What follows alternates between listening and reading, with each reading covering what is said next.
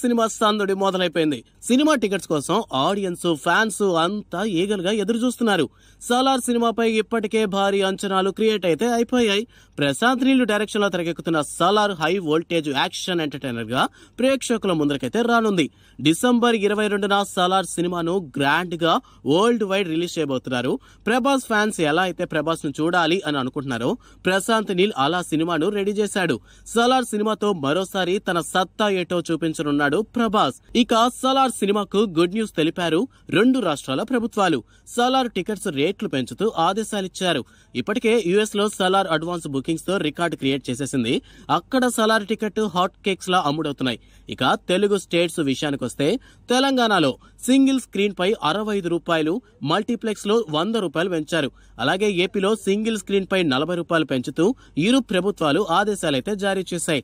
ఇక Salaar cinema December 22న భారీ pan India మూవీగా విడుదల కానుంది. ఇప్పటికే విడుదలైన ట్రైలర్స్ సినిమాపై ఉన్న అంచనాలను తారాస్థాయికి చేర్చాయని చెప్పాలి. ఈ సినిమాలో పృథ్వీరాజ్, జగపతి బాబు, శ్రీయారెడ్డి, బాబీ సింహ కీలక పాత్రల్లో నటిస్తున్నారు.